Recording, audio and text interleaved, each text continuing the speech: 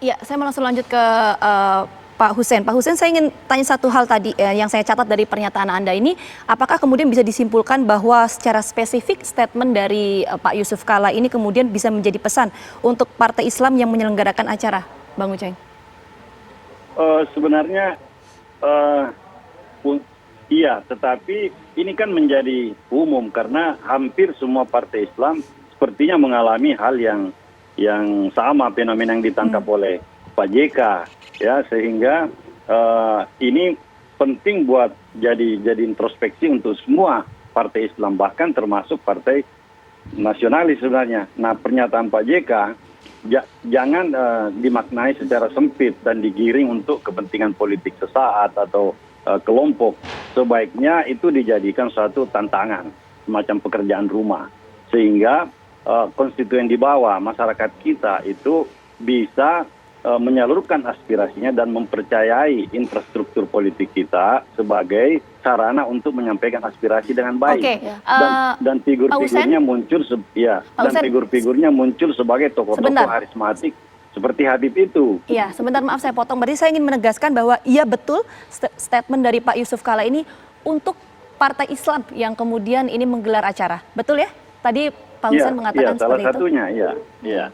Oke, kalau gitu yang ingin saya tanyakan bagaimana kemudian untuk proyeksi di 2024 untuk kemudian Pak Yusuf Kala, Pak Hussein? Oh, Pak JK kan negarawan, dia sudah menyelesaikan banyak hal. Saya tidak dalam kapasitas untuk menjawab sejauh itu. Baik, kita Pak Hussein, kita langsung ke Bang Masinton. Bang Masinton ini melihat kalau dari, kan tadi Mas Adi menyatakan tergantung dari side mana kita melihat. Mas Adi di tengah-tengah begitu ya posisinya saat itu ya. Kalau masyarakat yang melihat ini kok nampaknya pernyataannya dari Bapak JK yang pernah juga menjabat sebagai wakil presiden, ini seakan tidak ada pemimpin yang bisa menyerap aspirasi masyarakat sehingga masyarakat kecewa dan mencari sosok yang karismatik, salah satu orang yang dianggap karismatik sehingga mungkin itu menjadi sosok pemimpin idola atau pemimpin baru begitu ya. Tapi kalau dari sisi Bang Masinton, apakah sebenarnya memang ada yang perlu dibenahi begitu dalam sistem demokrasi kita atau yang perlu dibenahi dalam sistem kepemimpinan di Indonesia? Ya, jadi yang disampaikan Pak Yusuf Kala sebagai tokoh senior bangsa kita ya, tokoh bangsa, itu pernyataan yang sangat reflektif menurut saya yang disampaikan oleh Pak JK. Nah, bagaimana kepemimpinan kepemimpinan alternatif, baik itu terutama yang disampaikan pada bahwa bangsa ini kehilangan figur-figur ya, tokoh-tokoh moderat, sama di kalangan Islam. Kalau dulu ada Gus Dur, ada Cak Nun, dan lain-lain ya, Cak Nur. Maksudnya, dan yang lain-lain gitu. Tokoh-tokoh moderat yang menyampaikan ide-ide yang secara bisa diterima seluruh elemen begitu. Nah, namun kan sekarang tokoh-tokoh moderat Islam hari ini itu belum muncul. Nah, sehingga kemudian dengan adanya di luar, katakan yang beroposisi itu adalah tokoh-tokoh yang bersikap lebih frontal dan lain-lain kemudian diikutin sebagai sebuah alternatif menurut saya. Nah, ini sebagai sebuah refleksi buat kita bersama, buat bangsa ini bersama, baik di kalangan ormas maupun di partai politik, khususnya yang melaksanakan peran-peran oposisi itu, supaya bisa memunculkan baik itu pemikiran alternatif, tokoh-tokoh alternatif yang bisa lebih moderat. Nah, kenapa harus mengikuti tokoh-tokoh yang jelas-jelas menyampaikan pernyataan-pernyataan kontroversi yang menurut saya juga tidak layak untuk diteladani oleh publik seperti itu. Menurut saya ini baik yang disampaikan. Iya, Bang Masinton, maaf saya potong. Tadi ada pernyataan yang menarik yang disampaikan oleh Pak Hussein, mengatakan bahwa iya betul pernyataan dari Pak Yusuf Kala ini diarahkan untuk partai Islam yang menggelar acara. Iya, bukan hanya kepada partai Islam yang menggelar acara waktu pada saat PKS menurut saya, tapi ke seluruh partai-partai Islam maupun kepada ormas-ormas Islam agar memunculkan figur-figur yang bisa memunculkan figur-figur alternatif yang lebih moderat lah seperti itu, sehingga sosok-sosok yang menyampaikan pernyataan-pernyataan kontroversi apa segala macam itu bisa dikalahkan dengan munculnya tokoh-tokoh alternatif seperti dulu ada Gus Dur, ada Cak Nur dan lain-lain seperti itu. Itu Bang kan Masinton, kita tangkap tokoh-tokoh yang poinnya. menyampaikan gagasan-gagasan secara kesetaraan, bicara tentang demokrasi, bicara tentang peradaban bangsa ini ke depan. Oke, Bang Masinton, kita tangkap poinnya. Persatuan dan kemajuan. Baik, kita tangkap poinnya. Kita mau lanjut ke Bang Adi. Bang Adi, itu sudah nggak multitafsir lagi tuh. Tadi Pak Hussein mengatakan bahwa ini statementnya udah untuk Partai Islam yang menggelar acara. Gimana Bang Adi?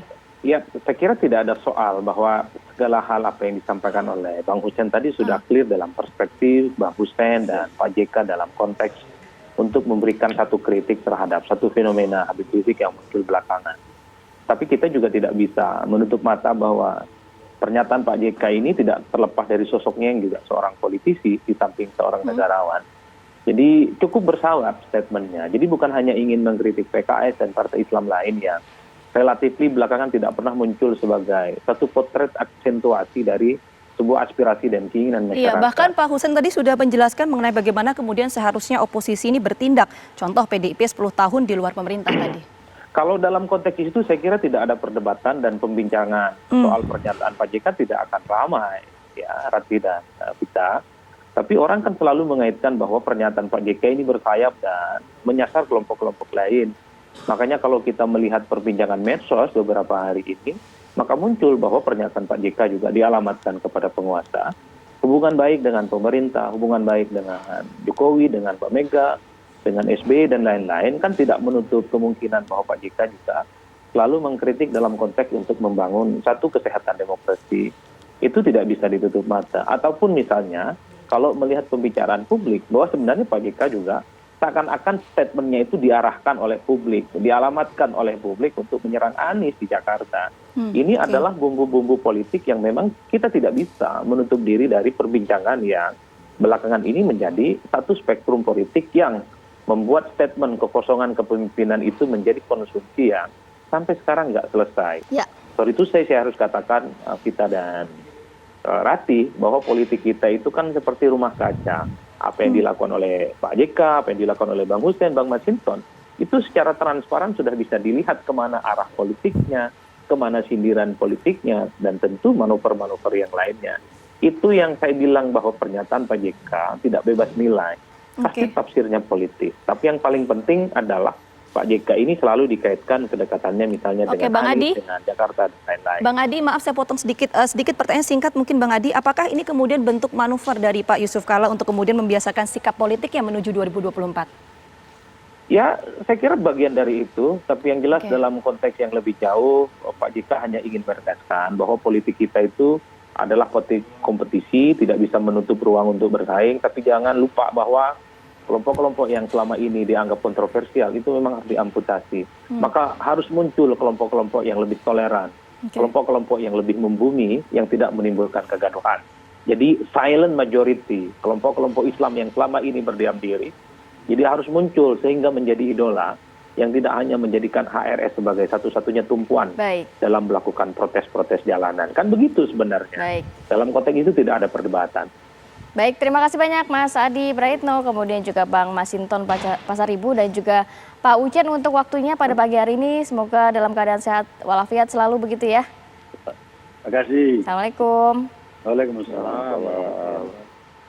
Ya, kita akan lanjutkan lagi ke segmen berikutnya. Nanti kita akan membahas mengenai buku yang dibaca oleh Bapak Gubernur DKI Jakarta mengenai How Democracy Die.